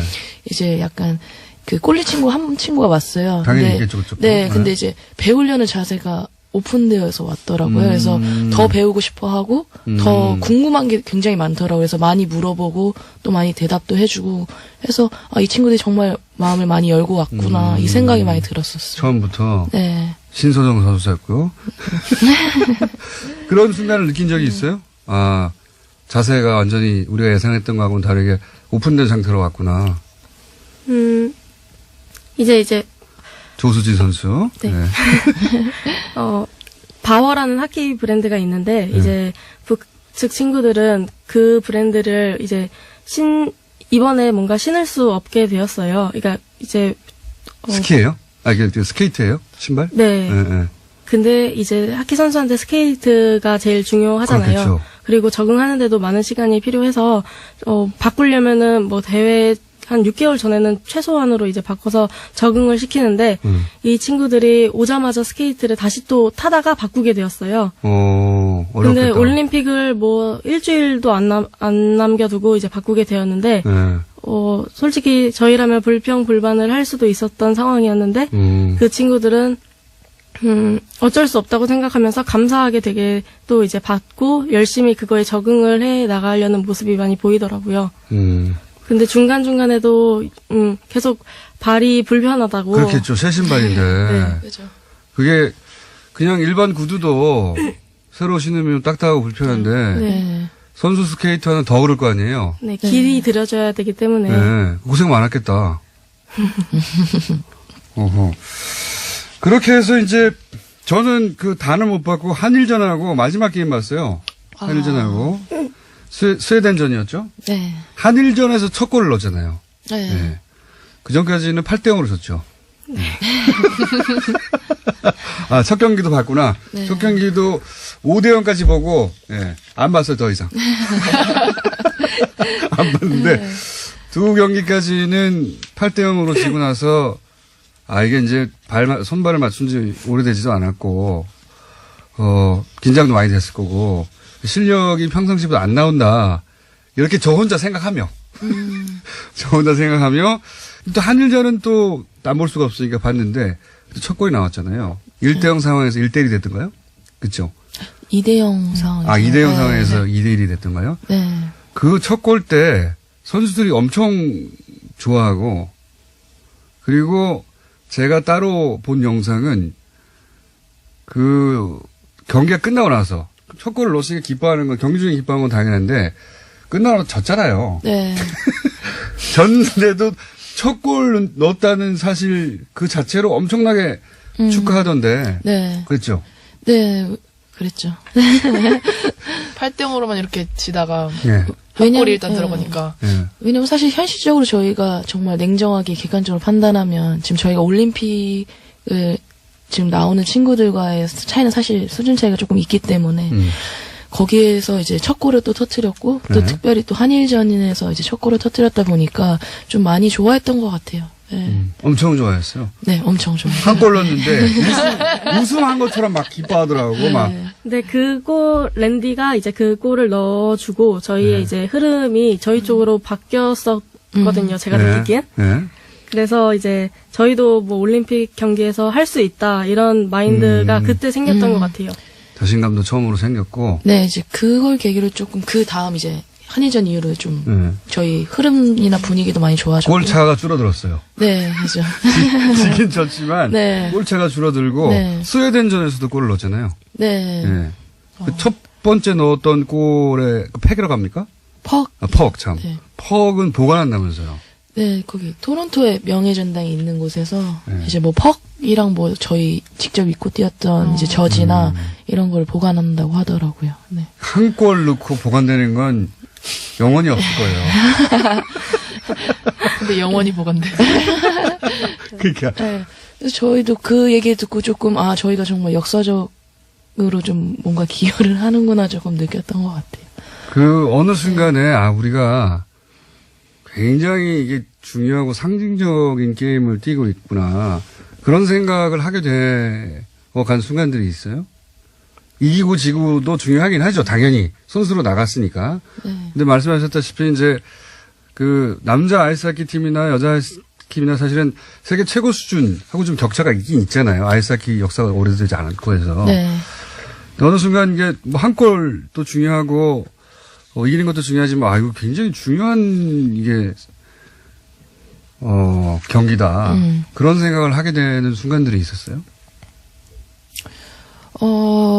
우선은 이렇게 저희가 이렇게 관심과 사랑을 받아본 적도 처음이었었고요. 우선 관심 없었죠. 아예 모르시는 분이 대부분 많았어요. 저희 종목에 대해서. 인기 종목 중에서도 아주 비인기 종목이었어요. 네. 네. 한국에 아이스하키가 있어 이러신 분들도 많으니까. 굉장히 많았어요. 남자는 그래도 좀 본 것 같아요. 여자 아이스하키 팀이 있었나? 맞아. 네, 맞아요. 네. 여자가 하키를 해? 약간 이러시는 분이 대부분이었던 것 같아요. 이때까지. 그러니까요. 근데 이제 경기에 오시는 분들도 그렇고 또 그런 관심들도 되게 좀 놀라웠고요. 그리고 또 사실 경기가 할 땐 잘 몰랐는데 이제 끝나고 나서 뭐 언론분들이나 또 이제 IOC 관계자분들이나 얘기를 해주실 때 그때 저희가 되게 의미 있는 팀이구나 그런 걸 좀 많이 느꼈던 것 같아요. 그 이후에 오히려. 네. 네, 왜냐면 저희 경기 때는 또 집중하고 잘 안 보려고 하고 그러다 보니까. 그 선수들 휴대폰을 반납하거나 자발적으로 뭐 안 보거나 그런 것도 한다는데 아이스하키 팀은 그런 건 없었어요? 네, 없었어요. 전혀. 성적에 크게 영향을 주지 않는데 너희는 봐라 이거예요? 근데 저는 일부러 안 읽었던 것 같아요. 일부러? 네. 조금 흔들릴까봐. 그리고 초반에 사실 두 경기를 저희가 생각했던 만큼 좀 자신감 있게 좀 못했던 것 같고요. 좀 스코어 자체가 조금 8대0. 8대0 컸잖아요. 그래서 좀 두려웠어요, 혹시나. 네. 욕이 쏟아질까봐. 네, 그래서. 욕이 쏟아지는 게 아니라 관심을 꺼버렸어요, 그때. 사람들이. 보도가 되긴 했는데, 네. 관심을 끄기 시작했죠. 네. 끄기 시작했는데, 저는 관심이 있어서 계속 챙겨보긴 했어요. 다 보진 않고, 또 8대0이네, 그러고. 그리고 한일전은 거의 다 봤고, 네. 첫 골 순간도, 굉장히 인상적이었고, 이런 일을 겪고 나서 이제 북한 선수들과 헤어졌잖아요. 네. 그때는 어땠어요? 어제네요. 네, 어제. 어제, 화면상으로 본 건 막 서로 울고 그러던데. 근데 이게 저희도 막 이상가족 이런 영상을 네. 접할 때마다 네. 진짜 슬프겠다 이런 막연한 생각밖에 안 했었는데 그렇죠. 정말 저희가 그 상황에 솔직히 한 달이란 시간이잖아요. 그 시간 동안 너무 많은 정이 든 거예요. 정말 슬프더라고요. 많이 울기도 울었고 다시는 못 본다고 생각을 하게 되니까. 다들 같이 울었어요? 거의 대부분 울었던 많이 것 같아요. 울었죠. 네. 북한 선수들은요? 그 친구들도. 그 친구들이 더. 네. 너무. 감독은요? 감독님도. 그래도, 네, 양쪽 감독님 모두. 네. 네, 머리 감독은 눈물이 원래 많은 것 같기도 하고요. 북한 감독, 그 남자 감독님이었잖아요. 네. 네. 북한 감독은 어땠어요? 그분도 정이 너무 많으시더라고요. 그래요? 네. 근데 저희들 하나씩 이렇게 다 잘 챙겨주시고, 셀지도 이렇게 나눠주시고. 선수를 위하는 마음이 많이 느껴졌던 것 같아요. 네. 북한 감독님한테도. 네. 네. 작전 지휘는 머리 감독이 한 거죠. 네네. 네. 네. 북한 감독의 역할은 뭐였어요? 박철호 감독? 제가 좀 생각했을 때 이렇게 잘 조화롭게 이렇게 팀을 보조해 네. 주시는 역할을 많이 잘 해주셨던 것 같아요. 코치 정도의 역할로. 네. 작전에 개입한다거나 그런 건 전혀 없었고. 네. 그냥 그게 느껴졌어요. 그냥 얘기 안 하시고 저희의 그냥 최대한으로 서포트 하시는 역할을 하시는 모습을 보면서. 네. 북한 감독, 박 감독과 머리 감독은 어떻게 의사소통을 했어요? 이제 중간에 뭐 조수시 선수도 그렇고 또 매니저분들도 영어를 하셔가지고요. 계속 미팅 갈 때 계속 같이 함께 하셨던 것 같아요. 그렇게 펑펑 울고 났더니 다시 보고 싶죠? 네. 그죠. 단일팀을 또 한다면 찬성할 것 같아요. 이제 선수들 입장에서는 어때요? 저 같은 경우는 물론 단일팀의 의미나 뭐 네. 취지나 이런 건 좋다고 생각을 하는데 이제 아무래도 좀 약간의 수준 차이는 조금 있는 것 같아요. 북한 선수가 수준 차이가 있었다. 그래서 만약에 정말 한다면 지금처럼 당연히 한 달은 저희 종목 특성상 말이 안 된다고 한 달이 아니라 생각을 하고요. 정말 그런 의도가 하고 싶다는 그런 의지가 있으면 뭐 최소 3, 4년은 함께 해서 3, 4년을 아예 함께 하자. 최소는 왜냐면 되게 조직력이 굉장히 중요한 종목이거든요. 아이스하키는. 네, 그렇게 생각을 해요. 만약에 아예 정말 3, 4년 같이 하자. 만약에 정말 한다면 근데 한다면 네, 아무래도 네. 저는 그냥 이렇게 좋은 경쟁자로 만나서 같이 경기해도 좋을 것 같아요. 그것도 좋고 네. 네. 한다면 훨씬 더 긴 기간 준비해서 해야 한다. 그렇군요. 그 단일타임을 반대한다기보다는 더 오랜 기간 손발을 맞추고 합숙을 하고 아예 3, 4년 같이 해서 3, 5일을 준비하거나 그냥 이제 저희 입장에서 사실 이게 되게 말하기가 좀 어렵지만 그래요. 네. 자, 그건 또 선수들 입장에서는 예, 여러 가지 고민이 많겠죠. 지금은 주어진 조건을 받아들인 거고, 그렇죠? 그죠. 예. 근데 만약에 단일팀을 한다면 이 스포츠 종목 특성상 훨씬 더 긴 기간이 필요하다는 걸 염두에 둬야 된다. 네. 여자 아이스 하키가 이번에 이렇게 주목을 받긴 했지만 사실은 한국에서 여자 아이스 하키 하기 힘들죠. 어렵죠. 네. 그렇죠. 지금 팀이 몇 팀이나 됩니까? 지금 공식적으로는 여자 국가대표팀이 한 팀이에요. 국가대표팀이 유일한 팀입니까, 그냥? 네, 여자 팀으로서는요. 그럼 누구랑 연습해요? 우선 저희가 중학교 때까지는 남자 선수들과 혼합해서 경기를 할 수가 있어요. 근데 이제 그 이후에 이제 여자 팀이 없어서 국가대표에서 함께 훈련하고. 그러면 국가대표 팀 안에서 팀을 그냥 나눠서 서로 경기하는 거예요? 그럴 때도 많았는데 이제 저희 세라 감독님이 이제 캐나다 분이시고 네. 그러다 보니까 이제 캐나다나 미국 이쪽으로 미국으로 전지훈련을 많이 갔어요. 네. 그러면 이제 그 전까지만 해도 이제 중학교 팀이나 남자 고등학교 팀, 한국에서는 이제 그렇게만 찾아서 게임을 했었는데 아무래도 성별 차이가 있다 보니까 이제 경기 특징도 다를 거 아닙니까? 그쵸. 네. 네. 근데 이제 감독님이 전지훈련을 많이 추진해 주시고 이렇게 하다 보니까 해외 여러 나라 선수들이랑 이제 같이 경기를 많이 접하게 됐어요. 아, 이거 굉장히 연습도 할 상대가 없네요, 국내에서는. 그랬었죠. 네. 네. 이때까지 계속 그랬어요? 네, 국가대표팀이 유일한 팀인지는 몰랐습니다. 저는. 아, 그렇군요. 네. 야, 이거 굉장히 열악한 환경이구나. 이거 올림픽 끝나고 나면 사람들이 잊어버릴 거예요, 또. 그게 제일 우려가 많이 돼요. 저희들 입장에서는. 네. 그러니까 조금 지금 저희 올림픽 이후가 좀 여자 아이스하키 시작이라고 저는 생각이 들어서 좀 더 계속 관심을 가져주시고 또 그 관심이 또 나중에 실업팀이나 정말 대학팀에 창단되는 또 그런 길도 좀 생겼으면 하는 바람이고요. 네. 이게 동계 스포츠 종목 거의 전체 특정 종목 빼고 우리가 메달을 따왔던 아이스 쇼트트랙이나 이렇게 몇 가지 강한 종목을 빼고는 이게 비슷비슷하거든요. 네. 그렇죠. 네. 그 중에서 여자 아이스하키계는 조금 더 어려울지도 모르겠어요. 네, 예. 맞아요. 그 스키 점프 같은 경우에는 막 10년, 20년 국가대표잖아요. 국가대표 할 사람이 없어. 네. 저기 소정 언니 같은 경우도 이제 네. 정말 어렸을 때부터 지금까지 저희 팀 꼴리를 하고 네. 계시거든요. 몇 년째 굴립니까? 저 16년, 17년 된 것 같은데 저도. 네, 2002년부터 했으니까요. 16년째. 네. 후배가 안 나오는군요. 후배는 있어요. 많이 있고. 지금 이제 시작인 것 같아서. 네. 이제 시작이다. 왜냐면 제가 처음에 아이스하키 했을 때 여자 국가대표팀도 없었던 상태였어가지고. 네. 바라시는 게 있다면요. 이번에 이제 관심은, 높아졌어요. 근데 이제 과거도 그랬어요. 올림픽이 있으면 반짝, 화제가 되는 선수들이나 종목을 주목하다가 일상으로 돌아가고, 그리고 일반인들이 아이스하키를 볼 기회도 잘 없고, 네, 맞아요. 할 기회는 거의 없죠, 평생. 네. 그게 뭐, 캐나다, 미국처럼 경기가 엄청나고, 거기 종주국에 가깝잖아요, 캐나다가. 네. 그래서 막 경기하면 막 대단한 난투극도 벌어지고 그러잖아요. 네. 그래서 스포츠, 상업적으로도 성공한 그런 케이스가 아닌 종목으로서 바라시는 바가 뭐가 있을까요?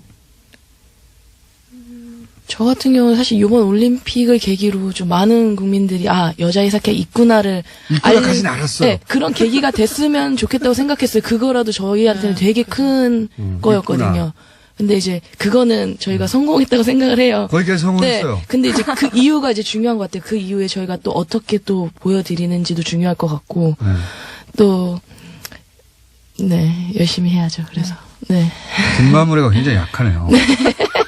솔직히 이제 저희도 다른 네. 종목에 이제 관심을 갖게 되는 거는 솔직히 결과를 네. 보고 관심을 그렇죠. 갖잖아요. 네. 그러니까 저희가 할 수 있는 거는 이제 경기력을 높여서 당연히 운동은 과정도 중요하지만, 결과를 결과도 보고 네, 또 솔직히 중요하죠. 네. 말을 하시는 분들이 대부분이고, 저도 솔직히 경기 결과를 보고 그 사람을 알아가게 그렇죠. 되는 메달이라도 게 하나 많으니까 따야 마이크가 가기도 하고 그렇죠. 그렇죠. 네. 저희가 더 노력해서 이제 결과를 내겠다? 네. 네, 네. 그게 제일 저희가 할 수 있는 최선인 것 같아요. 결과를 내려고 했는데 상대팀이 없잖아요. 근데 국내에. 그래서 이제 근데 이제 올림픽뿐만 아니라 세계 선수권대회도 있고요. 또 네. 아시안 게임도 있으니까 거기서 계속해서 저희가 좋은 모습을 보여드려야 되지 않을까. 네. 조미연 선수는 네. 바람이 있다면요? 바라는 거요? 네. 저도 뭐 이제 지금부터라도 꾸준한 관심 가져주시고. 네. 알겠고요. 네. 혹시 지금 이제 북한 선수들과 다시 만날 기회가 아예 없을지도 모르잖아요. 네. 네. 혹시 이 방송을 통해서 하고 싶은 얘기 있어요? 그 친구들에게 친구가 된 거잖아요, 사실은. 동갑나기들이고 뭐 언니 동생이 나중에 된 거죠. 그렇죠. 네. 근데 펑펑 울고 헤어져서 그때 마음이 다시 못 볼 거라고 생각하니까 더 슬펐던 거 아니에요? 사실 다음 달에 만나 그러면 누가 울었겠어. 그쵸. 그러니까요. 하고 싶은 말 있어요, 혹시? 이 방송은 이제 인터넷에서 들을 수 있기 때문에 북한에서 들을 수 있을지 모릅니다. 그래요? 다운받아서. 네. 그냥 누구- 아프지 않고 행복하게 계속 즐겁게 운동했으면 좋겠어요. 네. 저는 이제 저희랑 이제 같이 운동했던 시간들, 뭐 즐거웠던 시간들을 잊지 않고 계속 기억해줬으면 좋겠어요, 이제 서로. 편지도 못하고 이메일도 못하고 전화도 못하고 네. 그냥 고맙다는 말을 제일 하고 싶어요. 고마웠어요? 네. 왜요?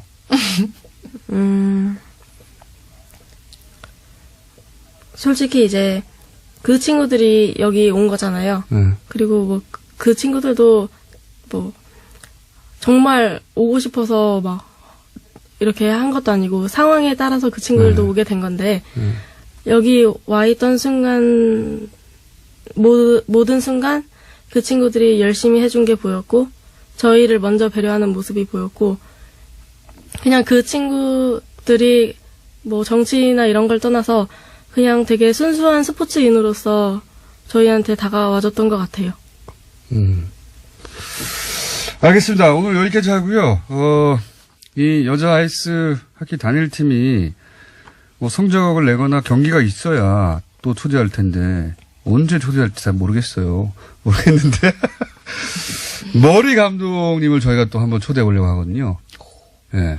그때 같이 나와주세요. 자꾸 이렇게라도 소개가 돼서, 예. 소개가 돼서, 그리고 북한 선수들하고 상대 팀으로라도 자주 만났으면 좋겠네요. 네. 예. 단일팀은 너무, 큰일이고, 그리고 이제 그건 선수들이 어떻게 할 수 없지만, 선수로서는 팀으로서 서로 경쟁자로 만날 수 있잖아요. 그쵸. 예. 단일팀이 아니라 그런 기회라도 자주 만들었으면 맞아요. 좋겠네요. 그죠? 어차피 남쪽에서는 팀이 하나고 북쪽에서도 팀이 하나 정도밖에 없을 것 같은데. 북측은 6개나 된다. 6개나 된대요? 네. 그래요? 네. 그거 되셨네. 훈련 상대로.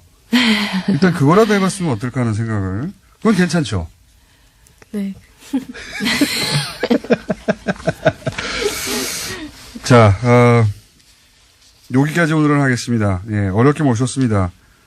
다른 종목 선수들을 섭외하는 것은 지금 상황이 어떤지 모르시죠? 예. 네. 서로 친한 다른 종목 선수들을 나오신 김에 엮어가지고 좀 섭외해보려고 한 거였는데, 그건 저희가 밖에 나가면 저희, 작가들이, 제작진들이 붙어가지고 연락처 좀 달라고 그럴 거예요. 예. 자, 오늘 말씀 감사합니다. 감사합니다. 네, 지금까지 신소정, 조수지, 조미안 여자 아이스하키 팀 선수들이었습니다. 그 선수들에 대한 응원 문자 많이 왔네요. 이런 문자가 있습니다. 조금만 기다려라. 다스 사면 실업팀 만들어줄게.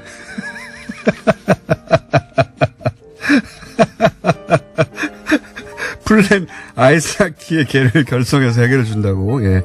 뭐든지 다 이걸로 해결하려고 지금 여러분들이. 네. 그리고, 용어에 대해서도 말씀들이 많이 오네요.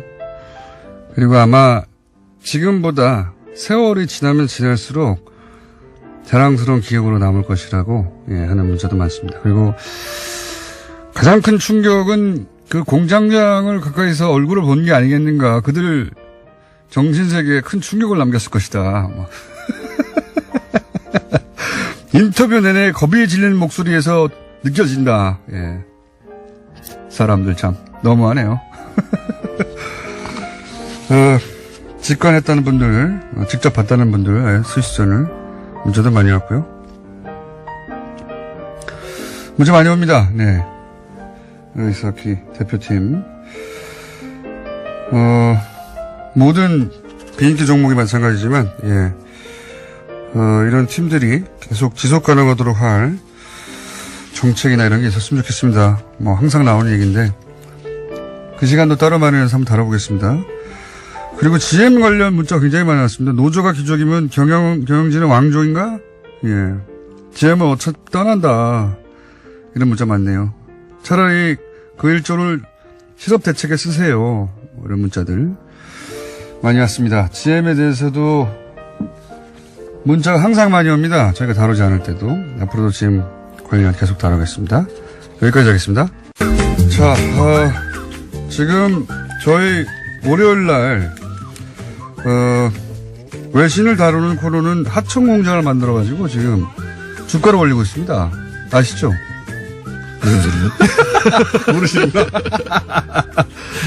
월요일 날 저희 국제 다루는 코너에서는 항상 준비한 걸 다 못 얘기한다고 해가지고 인문결 연구소 예. 에서 그렇다면 뉴스 하청공장으로 나머지 못다한 이야기를 팟캐스트로 풀겠다. 이 뉴스 공장이니까. 예. 그게 아주 주가를 올리고 있대요. 아, 그래요? 예. 한번 정태준 소장님도 하청 제2공장이나 해볼 생각 없으십니까? 네, 경제 민주화가 된 다음에. 경제 민주화. 납품 단가 협상을 한 다음에. 아니, 그러니까 그 하청 공장과 저희 본 공장 간의 거래 내용은 없습니다. 전혀.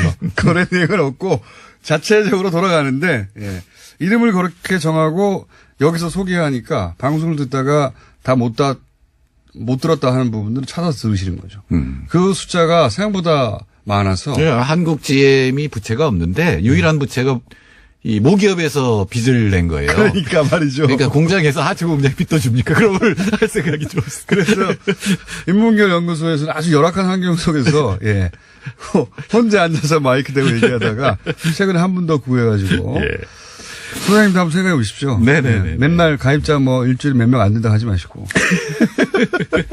제2공장. 네, 제2공장.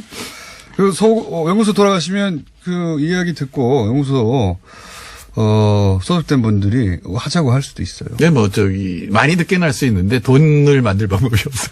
많이 들으면 광고가 들어옵니다. 그 자체로. 그 많이가 어느 정도인가? 그 많이가 이게 이제 순위가 계속 올라오고 있대요. 아, 참. 조금 전에 방송에서 네. 우리 아이스하키 선수들 다 요새 연락합니다.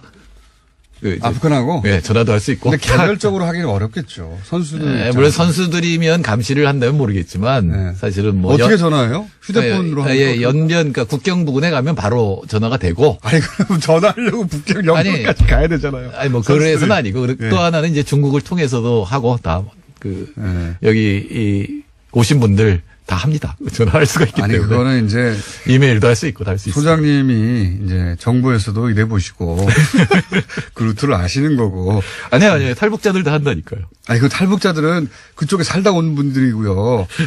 지금 20대. 네, 사실은 정부가 그 정도는 해줘야죠. 저도 해줘야 된다고 보는데. 아니, 이제 단일팀은 너무 복잡하고 일이 크니까 정기적으로 서로 교류 경기라도 하게 상대적으로 예, 뭐 할 수 있죠. 할 수 있는 것 같은데. 예를 들어 말이죠. 동계 아시안 게임 지금 할 데가 없거든요. 그러면 그러니까요. 평창하고 우리 원산하고 네. 그다음에 일본의 혹카이도 이렇게 하면 삼각형 딱 되잖아요. 거기도 그러니까요. 가깝고 뭐 네. 그런 식으로 해도 되고요. 그렇게라도 이렇게 단일팀을 만들지 말고 그렇게 교류전이라도 열심히 할 수 있도록 하는 게. 원산 평창전, 원평전 뭐 이런 거 하면 됩니다. 원산에 맛있는 스키장도 있고. 오늘 주제 하시죠, 주제. 예, 본인이 딴 거 했어, 주제. 자, 하청 제2공장 신설 계획을 곧 발표할지도 모르는 오늘 주제는 가계부채네요? 네네. 그러니까? 가계부채 얘기는 지속적으로 해오셨는데 또 최근에 주목할 만한 대목이 있습니까? 네, 가계부채 증가율이 네. 한 자릿수로 떨어졌습니다. 8.1%로 떨어지긴 떨어졌다. 예, 그러니까 증가는 했는데 네. 10% 이상 증가를 해서 굉장히 빠른 속도로 증가하다가 이제 증가세가 주춤한다. 주춤한다. 뭐 표현을 할 수가 있겠죠. 가계부채 가파르게 올라가지고 걱정 많이 하셨잖아요, 매년간. 아, 그럼요. 지금도 네. 걱정이죠. 사실 4분기 말로 1,450조니까 지금 가계부채가. 그런데 네. 우리나라 GDP가 약 1,600조라 그러면 GDP 대비 약 95%거든요. 그러니까 뭐 이렇게는 얘기할 수 없는 거지만 1년에 번 돈을 빚 갚는 데 쓰면 하나도 남는 게 없는 상태죠. 다 갚는다면 1년 만에 다 갚는다면 그런 상태로 세계에서도 10위권 안에 듭니다. 그러니까 GDP 대비 가계부채 비율이 엄청나네요. 예, 증가율은 2위. 그러니까 굉장히 빠른 속도로 증가하고 그러니까 BIS 국제결제은행에서도 위험하다 잘못하면은 이런 지금 뭐 저희가 거의 방송 초기부터 그 가계부채 증가율 이거 최경환 부총리 때 이렇게 만들어 놓은 것이고 큰일 난다 계속 말씀하셨고 네, 그래프를 보시면 그 시기에 확 올라갔다는 걸 금방 알 수 있어요. 그래프에 나옵니다. 이거 뭐 그래프로 그냥 연도별 그래프를 보니까 그 시기에 아주 그냥 급속하게 올라가요. 급속하게 로켓처럼 올라가요. 네. 네, 로켓처럼 올라갔다가 2017년부터 이제 비로소 떨어지기 시작했지만 여전히 높다. 네. 여전히 높고 여전히 집값이 오를 거라고 생각을 하니까요. 저는 사실은 제가 5년 전에 집을 팔았어요. 네. 왜요? 집에는 제가 경제학 지식을 갖고 집을 도와준 적이 한 번도 없는데 이제 좀 집을 위해 살아야 되겠다 그러고 이제 그리고 여기서 집은 가정을 의미하는 것이고 저희 집이요. 파는 것은 이제 주택을 의미하는 것이죠. 그래서 제 처가 또 안양천 부근에 살았는데 좀 이렇게 코가 막히고 이런 알레르기 증상이 있어서 그럼 팔아라. 그 주택을 팔았어요. 예, 팔았어요. 그리고 저는 박근혜 시대에는 집값이 떨어질 거라고 예측을 했어요. 집값이 올랐잖아요. 최경환 부총리의 힘입니다, 이게. 그래서 요새 아주 혼을 많이 나고 있는데, 제가 뭐 경제학과에서 공부를 잘 못했는데 1등이 있었어요. 전성인 교수라고. 이 친구는 5년 전에 집을 팔았어요. 경제학 공부 아무리 해봐야 소용없다. 이 최경환 부총리가 경제학자들의 예측을 완전히 뒤집는 행동을 했고 그 여파로 아직도 집값이 오를 거라고 사람들이 믿고 있기 때문에 그래서 여전히 가계부채가 증가하고 있는 거죠. 경제학자들이 갑부가 되는 꼴을 못 봤어요, 제가. 물론 그렇습니다만 가끔 가다가 집 같은 거는 결심을 하고 한 건데도 틀렸다라는 너무 좋아하시는데. 네, 그래서 사모님께 지금도 그러니까 그 와중에도 중간에도 집을 살려고 하는 걸 제가 못 사게 해가지고 저는 문재인 정부만 믿고 있습니다. 이게 집값이 떨어져야 제가 이혼을 안 당했습니다. 본인의 경제 지식으로 야, 지금 떨어져. 괜찮아. 그러나 본인의 경제 지식과 역행하는 정책이 나오면서 쫄딱 망하신 예, 케이스. 그래서 제가 예. 이번에 정책의 힘이라는 게 상당하구나. 단기간에 확 올릴 수가 있구나라는 걸 알았는데 그때 확 늘었고 지금 그럴 가능성이 없고 이제 부동산을 어떻게 잡으려고 하잖아요. 예, 규제한다고 하니까 이제 주춤하고 있는 거죠. 주춤하는 건데 어떻게 보십니까? 이 부동산을 그러니까 뭐랄까요? 사람들 욕망을 이긴다는 게 정책으로 굉장히 어려운 일이잖아요. 그러니까 사실은 부동산으로 집값이 돈을 벌고 싶다 이런 욕망. 집값이 서서히 떨어져야 되거든요. 근데 네. 가장 큰 문제는 지금 집값하고 월급을 비교해 보면 너무 높잖아요. 그러니까 그렇죠. 젊은 친구들이 부모로부터 물려받은 재산 없이 그러니까 월급으로 집을 산다는 건 지금 불가능해졌거든요. 그렇죠. 거의 네. 불가능해졌는데 이게 이제 떨어지게 하는데 한꺼번에 떨어지면 금융위기가 일어나니까 그러니까. 천천히 떨어지게 한다. 즉 부채 증가율보다 소득 증가율이 더 높으면 되거든요. 네. 그러니까 성장률은 높아지고 부채 증가율은 이론적으로는 그런데. 네, 제로로 되는 건데 그렇게 하는 방법은 세금입니다. 역시 자산에 대한 세금을 물리는 건데 보유세를 세게 때리는 예, 보유세를 물리는 건데 제가 생각하기에 보유세를 물릴 수 있는 시점은 지방선거 끝나고 올해. 다음 국회의원 선거 전에 그 사이에 정치인들이 그거에 대해서 너무 특히 수도권 정치인들이 그거에 대해서 너무 민감하지 않을 때 계획을 발표하고 내면 서서히 너무 높거든요. 전 세계에서도 가장 높은 상태이기 때문에 서서히 떨어질 수 있다고 이런 생각이 들죠. 그러니까 결국 지금 이제 남아 있는 뭐 수단들이 몇 가지가 있긴 하지만 가장 강력한 게 보유세잖아요. 예. 강력하다기보다는 사실은 해야 되는 거죠. 해야 되는데 노무현 정부 때도 사실 실패했잖아요. 예. 종부세를 매겼다가 사실은 1%에 매기는 세금인데 세금 폭탄 이런 걸 확 뿌렸거든요. 그런 프레임이 넘어갔죠. 예, 프레임이 넘어갔죠. 실제로는 99%는 상관이 없고 결과적으로 혜택을 입을 수 있는 정책인데 그 1%가 사실은 여론을 주도할 수 있는 미디어를 장악하고 있으니까. 정치인, 관료, 언론인들이 예. 다 거기 살거든요. 거기서 폭탄을 때리니까 네. 예, 확 넘어가는데 이번에는 좀 경우가 다를 것 같긴 해요. 예. 네, 이번에는 여론조사를 보면 60% 이상이 종부세에 찬성하는 걸로 나타나거든요. 네. 왜냐하면 반은 지금 집이 없고 특히 네. 아이들은 하나도 집이 없는데 말하자면 거의 100% 집이 없는데 앞으로 이런 식으로 진행이 되면 영원히 뭐 내 집을 꼭 마련해야 되느냐 이렇게 바꿀 수는 있지만 희망이 없기 때문에 이 부분은 이번에는 관철할 수 있겠다라는 생각을 합니다. 그렇군요. 지금 아직도 그 가계부채가 한 자릿수로 떨어지긴 했지만 심각한 상황이고 이건 결국 부동산을 잡아야 잡히는 것이다. 다행히 가난한 쪽의 소득이 늘어난다는 통계가 이번에 잡혔어요. 아, 드디어? 예. 어허. 그러니까 하위 20%의 소득 증가율이 10.2%. 그중에 근로소득이 20% 소장님 이상 시간이 다 됐어요. 증가를 했기 때문에 제2 하청공장 절실히 필요합니다.